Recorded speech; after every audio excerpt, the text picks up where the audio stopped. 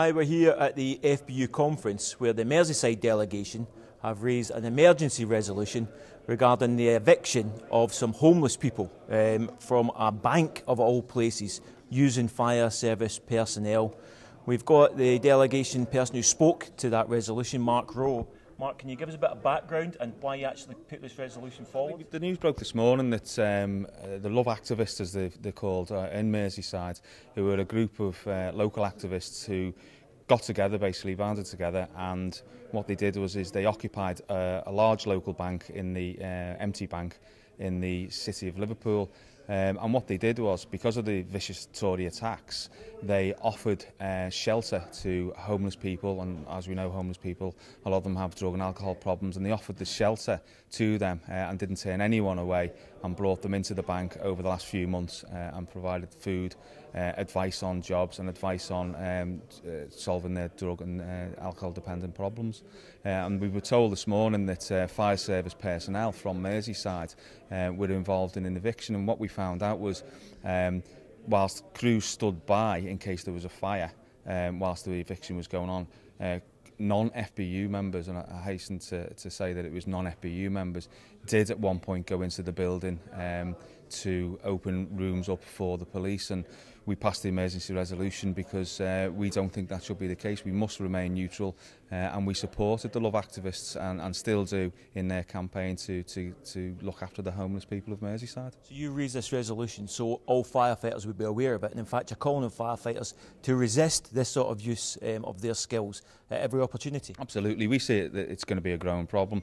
I mean, £12 billion worth of welfare cuts are on the way now, and that's highlighted through Duncan Smith's comments yesterday. So it is a big issue for us. It is something that we think is going to be a bigger problem for firefighters, and we've put the emergency resolution in place to call on all firefighters to collectively resist any pressure from service managers to become involved in any way with evictions of people, homeless people, or just evictions of the Occupy movements, etc. And we're also joined by General Secretary Mark Wrack, who also responded on this issue.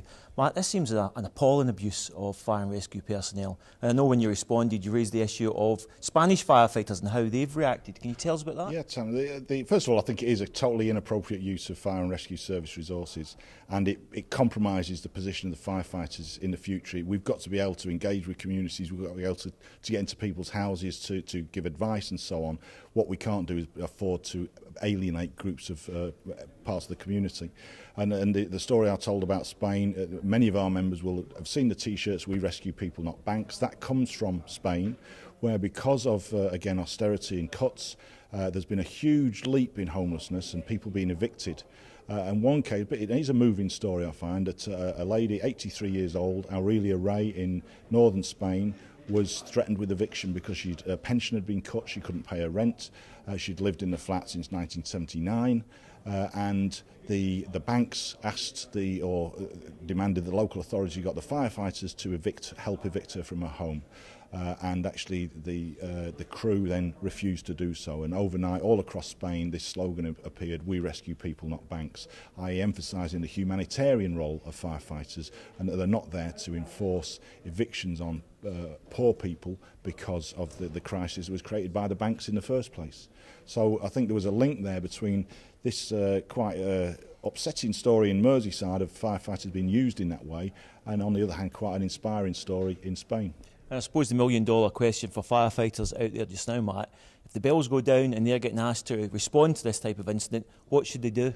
Well, I think we need to, first of all, we'll raise it here that our officials need to be raising with chief fire officers. I don't think our chief fire officers should be sending us to incidents like that. It's not appropriate. If the police have work to do to break into premises, that's the responsibility of the police. If there's fires and humanitarian services to be rendered, that's the responsibility of the fire service. Those two should be kept completely separate.